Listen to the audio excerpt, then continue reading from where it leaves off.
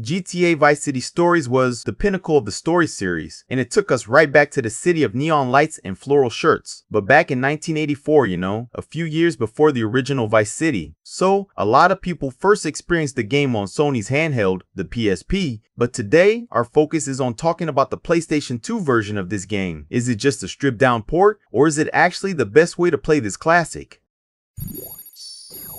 Released then in October 2006 for the PSP, GTA Vice City Stories arrived with a heavy mission to prove that the handheld could handle a GTA as complete as the console ones. And man, Rockstar didn't mess around. They crammed in helicopters, jet skis. They added the possibility for the protagonist to swim, and even, well, they put in a complex criminal empire system that not even San Andreas had, yes. So it was a technological miracle here that left everyone's jaw on the floor at the time. But since the PlayStation 2 player base was still the biggest in the world, in March 2007, just a few months later, Rockstar decided to bring the game to the home console. So, in the previous video, and in one of the last videos, I told you guys that the Liberty City Stories port was kind of disappointing, right? Well, yeah, here they learned their lesson and the story is different. Starting here talking about the atmosphere and the lighting. So if in the previous port the game was all grayish and lifeless, here in the PlayStation 2 Vice City Stories, they really nailed the vibe of the game. And the big highlight is the famous orange sky. So, on the PlayStation 2, Rockstar managed to replicate that classic orange sunset, which reflects on the Ocean Drive buildings and gives the city an absurd tropical mood.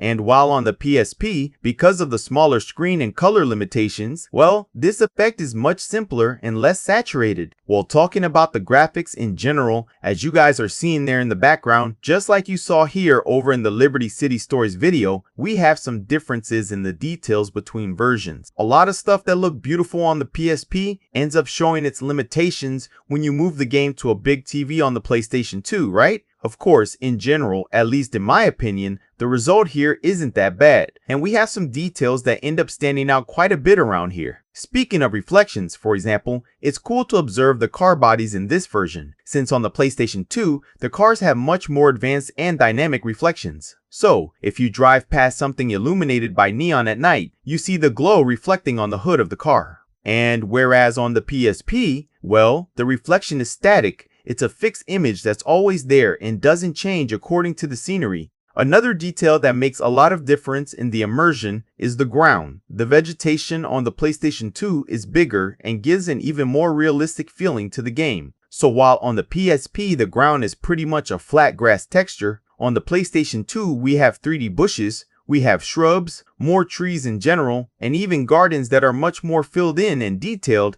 than in the handheld version. Talking about the action scenes, the PlayStation 2 version also delivered something much prettier around here. The explosions are denser, we have more layers of smoke and sparks. Besides the fact that there's also a visual effect that I'm a fan of and that only exists on the console, which is the light trails from the headlights. So at night, the car lights leave that stylish trail that adds a whole extra charm there to the gameplay, and whereas on the PSP, the light is just a basic bright dot. Besides that, we also have to talk about the draw distance, since it's no use. On the PlayStation 2, the city lights, buildings, and everything else appear from much further away. And so this is excellent, both to avoid the risk of something spawning out of nowhere in front of you, especially in the moments you're in an airplane or helicopter, and also in making the game feel more alive, mainly because you can see the lights shining way out there on the horizon, while on the PSP, we have that standard fob to hide the game's processing. And before we talk about the new stuff in this PlayStation 2 version, a quick pause here guys, I want to ask for your subscription if you're enjoying the video. Let's try to hit 2,000 subscribers as soon as possible, okay? Thank you so much.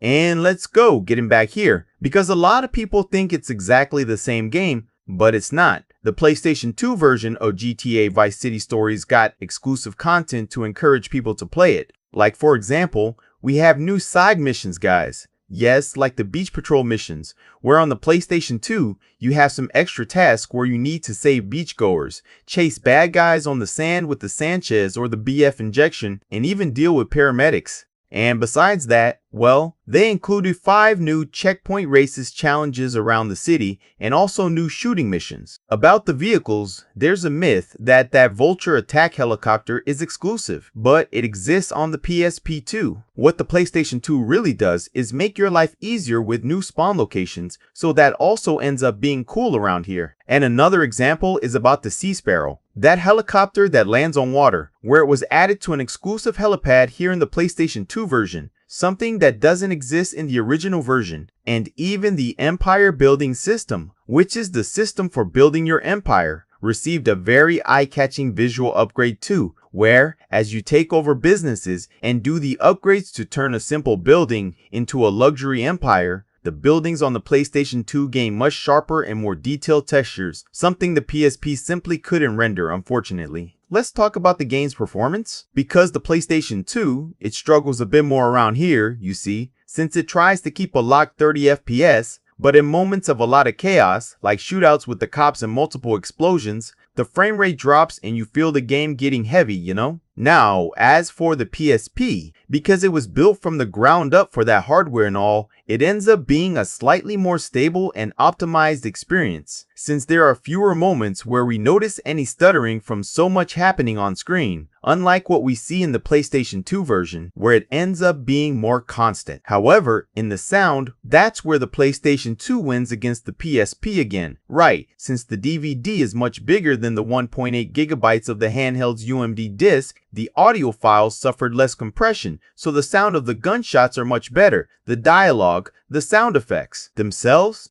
and of course the soundtrack too, so it ends up being a much better experience than listening while playing on the PSP. And about the gameplay, guys, there's not even a discussion. Playing with the DualShock 2 is much better, since having total camera control right there on the right analog stick while you drive or trade shots with people completely changes the game.